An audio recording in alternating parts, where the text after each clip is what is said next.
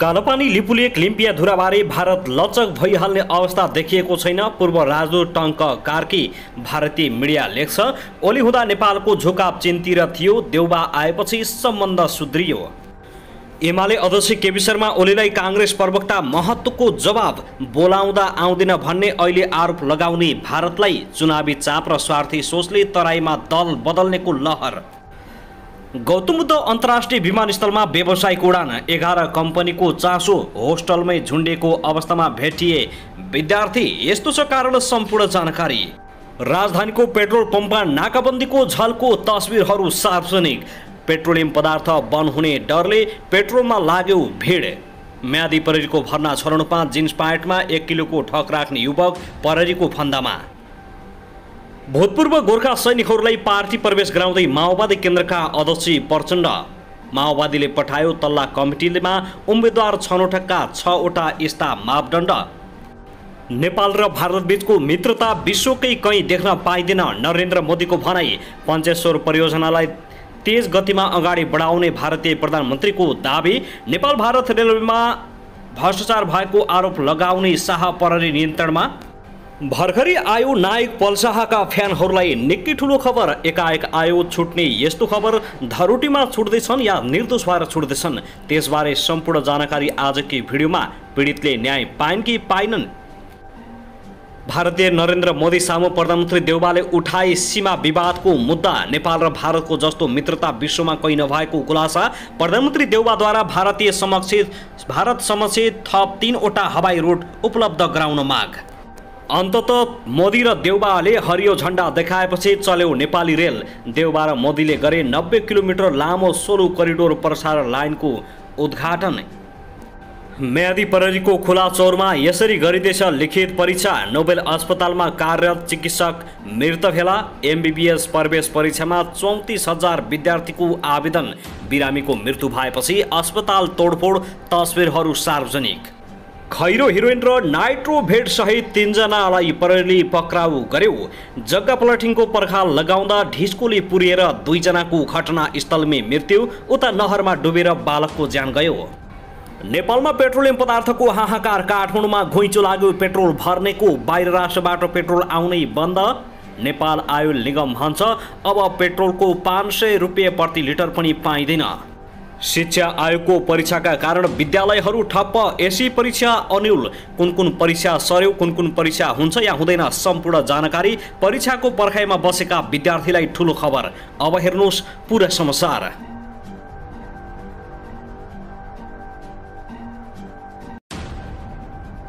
दर्शकबिन नमस्कार। YouTube channel Nepali खबर मिडियामा तपाईहरूलाई हार्दिक स्वागत छ। यदि हाम्रो च्यानललाई अहिलेसम्म सब्स्क्राइब गर्नुभएको छैन भने सब्स्क्राइब गरी नजिक रहेको बेल आइकन दबाई हामीसँग जोडिनुहोला। दर्शकबिन सदाझै आज पनि हामी तपाईँहरूमाझ देशभरका विभिन्न खबरका साथ उपस्थित भइसकेका छौँ। यो भिडियोलाई अन्तिमसम्म हेरी हामीले साथ दिनुहोला। दर्शकबिन हाम्रो मेहनतको लागि एउटा सानो लाइक गर्न भनी नभुल्नुहोला। कहाँदेखि हेर्दै हुनुहुन्छ, के भन्न चाहनुहुन्छ, तपाईँको मनमा लागेका प्रतिक्रिया अवश्य पनि कमेन्ट गर्न नभुल्नुहोला। दर्शकबिन तपाईँ के हाम्रो च्यानलमा नियमित श्रोता हुनुहुन्छ? यदि नियमित हुनुहुन्छ भने तल कमेन्ट बक्समा नियमित अथवा रेगुलर लेखेर कमेन्ट गर्नुहोस्। यदि तपाईँ नयाँ हुनुहुन्छ भने सब्स्क्राइब गरी जोडिनुहोस् ताकि नयाँ अपडेटका साथ हामी तपाईँहरूमाझ यसै गरी दैनिक रूपमा उपस्थित हुने गर्दछौँ। हाम्रा अपडेटहरू के कस्तो लागिरहेका छन्, सल्लाह सुझाव प्रतिक्रिया अवश्य पनि कमेन्ट गर्नुहोला। दर्शकबिन आउनुहोस् आजको पहिलो खबरतर्फ लागौँ। प्रधानमन्त्री शेरबहादुर देउबा र भारतीय प्रधानमन्त्री नरेन्द्र मोदीले जनकपुर जयनगर रेल सेवा उद्घाटन गरेका छन्। नयाँ दिल्ली स्थित हैदराबाद हाउसबाट शनिबार देउबा र मोदीले हरियो झण्डा देखाएपछि जयनगरबाट कुर्थाका लागि नेपाली रेल गुडेको छ। उद्घाटनसँगै रेल नियमित रूपमा चल्ने भएको छ। भारतको ठुलो जक्सन जयनगरदेखि नेपालको पूर्व पश्चिम राजमार्गको बर्दिवासमा जोडिएको ब्रेकडोज रेलवे अन्तर्गत उद्घाटनपछि रेलले हाल जयनगरदेखि कुर्थासम्म यात्रु ओसार्ने पसार्ने काम नियमित गर्ने भएको छ। अनलाइन प्रविधिबाट रेलको टिकट उपलब्ध गराउने व्यवस्था पनि गरिएको छ। टिकटमा क्यूआर कोड समेत हुनेछ। रेलमा यात्रा गर्ने यात्रुको टिकट अनलाइनबाटै जाँच गर्ने उपकरण टिटीलाई उपलब्ध गराइएको छ। आइतबारदेखि रेल बिहान र दिउँसो 2 पटक यात्रु लिएर जयनगर कुर्था खण्डमा चल्ने भएको छ। रेलमा सिट बसेर रेलमा सिटमा बसेर र उभिएर यात्रा गर्ने व्यवस्था पनि मिलाइएको रेलवे कम्पनीले जनाएको छ। जनकपुर जयनगर 70 र कुर्था जयनगर 90 रुपियाँ भाडा कायम गरिएको उनले जानकारी दिएका छन्। एसी सिटका लागि भने जनकपुर जयनगर 350 र कुर्था जयनगर 450 रुपियाँ भाडा कायम गरिएको छ। रेल चलाउनका लागि 26 जना भारतीय प्राविधिक कर्मचारी आइसकेका छन्। पहिलो चरणमा अहिले 59 जना नेपाली कर्मचारी राखिएको नेपाल रेलवे कम्पनीका महाप्रबन्धक निरञ्जन झाले जानकारी दिएका हुन्। त्यसैगरी आउनुहोस् अब अर्को खबरतर्फ लागौँ। भारतीय प्रधानमन्त्री नरेन्द्र मोदीले नेपाल र भारतको जस्तो सम्बन्ध कतै नभएको बताएका छन्। आज शनिबार नयाँ दिल्ली स्थित हैदराबाद हाउसमा आयोजित संयुक्त पत्रकार सम्मेलनमा भारतीय प्रधानमन्त्री नरेन्द्र मोदीले दुई देशको सभ्यता, संस्कृति र आदान प्रदानको धागो प्राचीन कालबाटै जोडिएको बताएका हुन्। उनले पत्रकार सम्मेलनमा भने, भारत र नेपाल बीचको मित्रता हाम्रा नागरिक बीचको सम्बन्ध जस्तो उदाहरण विश्वमै कहीँ पनि देख्न पाइँदैन। मोदीले सम्बोधनका क्रममा अगाडि भने, अनादिकालदेखि नै हामी एकअर्काका सुख दुःखका साथी बनेका छौँ। यसअघि दुवै देशका प्रधानमन्त्रीले जयनगर कुर्था रेल सोलु करिडोर प्रसार लाइन डिजिटल भुक्तानी रूपे उद्घाटन गरेका छन्। साथै प्रधानमन्त्री शेरबहादुर देउवाले भारतीय प्रधानमन्त्री नरेन्द्र मोदीसँग सीमा विवादको कुरा उठाएको बताइएको छ। प्रधानमन्त्री देउवाले नेपाल भारत बीचको सीमा विषयलाई स्थापित द्विपक्षीय संयन्त्र मार्फत समाधान गर्न आफूले प्रधानमन्त्री नरेन्द्र मोदी समक्ष कुरा राखेको स्पष्ट पारेका छन्। प्रधानमन्त्री देउवाले भने, हामी देउवा र मोदीले सीमा विषयका बारेमा छलफल गरेका छौँ र मैले मोदीजीलाई यो विषयमा द्विपक्षीय संयन्त्र मार्फत समाधान गर्नको लागि आग्रह गरेको छु। नेपाल र भारत बीच पछिल्लो समय सीमा विवादका कारणले गर्दा समस्या भइरहेको छ। दुई मुलुकबीच सीमा समस्या समाधानको लागि पटक पटक पहल भए पनि अगाडि बढ्न सकेको छैन। सन् 2014मा मोदीकै नेपाल भ्रमणका दौरानमा सबैभन्दा बढी विवादमा रहेको कालापानी क्षेत्र र सुस्ता क्षेत्रका लागि वार्ता गर्नको लागि परराष्ट्र सचिव स्तरीय संयन्त्र बनेको थियो, जसको अहिलेसम्म पनि बैठक बस्न सकेको छैन। भारतले नेपाली भूमि लिपुले कालापानी र लिम्पियाधुरा हुँदै तिब्बतको मानस सरोवर जाने सडक बनाएपछि दुई देशबीचको कूटनीतिक सम्बन्ध चिसिएको थियो। केही समय अघि मात्रै भारतीय प्रधानमन्त्री नरेन्द्र मोदीले उक्त सडक निर्माणमा तीव्रता दिएको बताएका थिए। दर्शकबिन, त्यसैगरी आउनुहोस् अब अर्को खबरतर्फ लागौँ। कपिलवस्तुमा म्यादी परेरी भर्ना हुनुको लागि तौल कम भएपछि एक युवकले जिन्स प्यान्टको गोजीमा 1 किलो ढक राखेर भर्ना छनौटमा भाग लिँदा परेरीले नियन्त्रणमा लिएको छ। 1 किलोको ढक, मोबाइल र पटक पटक खाना समेत खाएर तौल पुर्याउन खोजेको र खानतलाजी गर्दा ढक र मोबाइल फेला परेको परेरी निरीक्षक जगन्नाथ मरासिनले जानकारी दिएका छन्। उनको वास्तविक तौल 48 किलो भएकाले म्यादीमा भर्ना हुन न्यूनतम तौल 50 किलो चाहिने भएपछि तौल पुर्याउन उनले यस्तो गरेको परेरले जनाएको छ। घटनाको विषयमा थप अनुसन्धान जारी रहेको छ। कपिलवस्तुमा 1929 म्यादी परेरका लागि 2 गुणा बढी अर्थात् 6900ले आवेदन दिएको जनाइएको छ, जसमा 1494 जना महिला मात्रै रहेका छन्।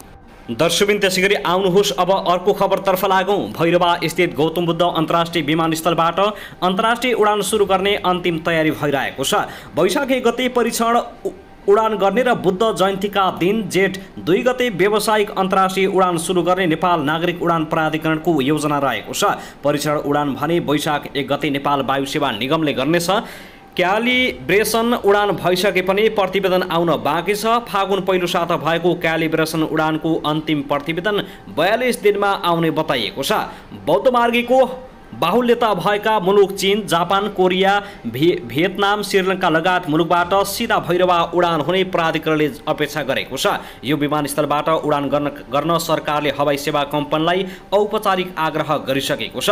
विमानस्थलबाट व्यावसायिक उडान गर्न 5 मुलुकका 11 भन्दा बढी कम्पनीले चासो देखाएका छन्। ती विमान सेवा कम्पनीमा नेपाल ध्वजावाहक, नेपाल वायु सेवा, Jazeera airways, Sri Lanka air, Salam air, Thai इस्लाम, Qatar airways, fly Dubai, Gulf air, go air, air बीच र ओमन एयर रहेका छन्।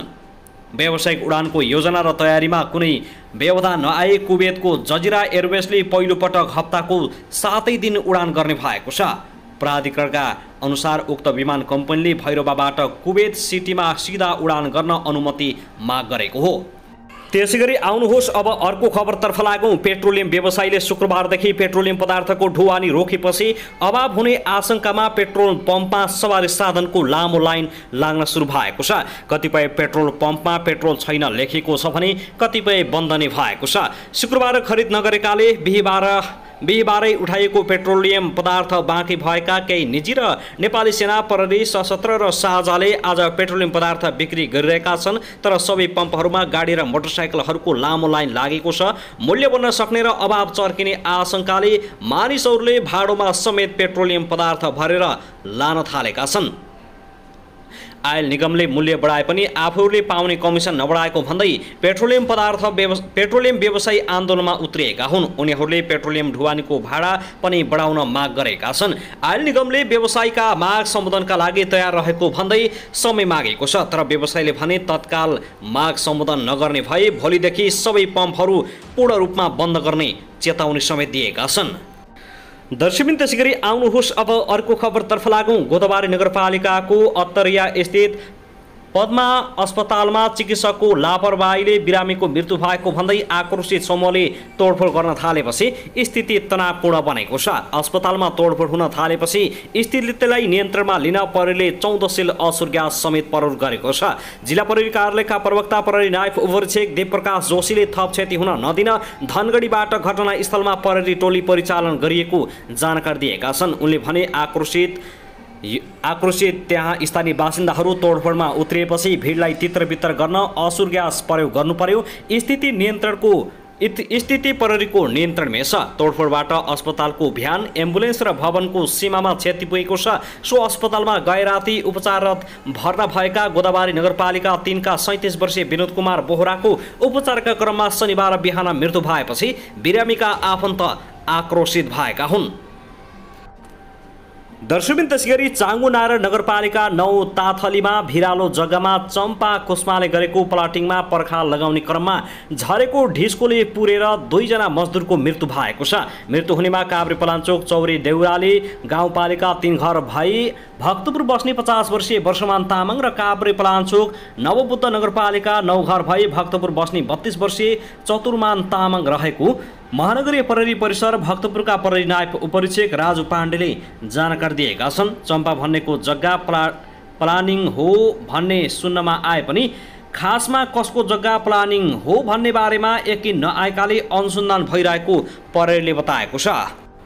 दर्शकबिन त्यसैगरी आउनुहोस् अब अर्को खबरतर्फ लागौं। राजधानीको टाइम्स कलेजमा 11 कक्षामा अध्ययनरत रहे दिल्ली बजार स्थित लुम्बिनी बोइज होस्टेलमा बस्दै आएका 19 वर्षीय मनिष सेन्चुरीको सब होस्टलमै झुन्डिएको अवस्थामा फेला परेको छ। सेन्चुरीको शुक्रबार बिहान झुन्डिएको अवस्थामा होस्टलको कोठा नम्बर 7 मा सब फेला परेको हो। उनको मृत्युलाई परिवारले शंकास्पद भनेको छ।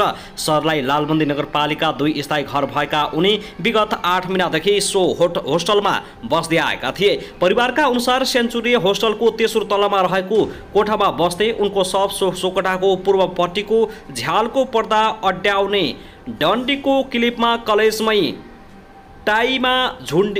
टाईमा झुन्डिएको अवस्थामा फेला परेको हो। घटना हत्या हो या आत्महत्या भन्ने विषयमा महानगरी प्रहरी वीरत सिंह दरबारले अनुसन्धान गरिरहेको छ।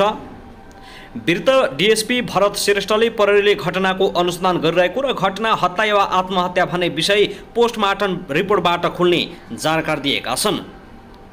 घटना हत्या हो आत्महत्या भन्ने विषयमा महानगरी प्रहरी वीरत सिंह दरबारले अनुसन्धान गरिरहेको प्रहरीले जनाएको छ भने प्रहरीका अनुसार मृतक सेन्चुरीको रूम पार्टनर अर्को कोठामा सुतेका थिए। सो कोठामा भने उनी मात्रै थिए। बिहान 7 बजेसम्म कोठाबाट ननिस्किएपछि वार्डेनले उनको ढोकामा पटक पटक ढकढकाएका थिए। तर पनि ढोका नखोलिएपछि ढोका फुटाएर हेर्दा झुन्डिएको अवस्थामा सब भेटिएको थियो। लगतै प्रहरी घटनास्थल पुगेको थियो। परिवार निकटका अनुसार मृतक सेन्चुरीको घाँटीमा टाईको सुर्कानो छ भने सब भुइँमा खुट्टाले छोएको अवस्था थियो। सोही कारण परिवार र आफन्तले घटनालाई शंकास्पद मानेका छन्। परिवारले शारीरिक रूपमा कुनै पनि समस्या नभएको र सम्पन्न परिवारका व्यक्ति भएकाले सेन्चुरीको मृत्युलाई होस्टलको लापरवाही समेत भएको आरोप लगाएका छन्।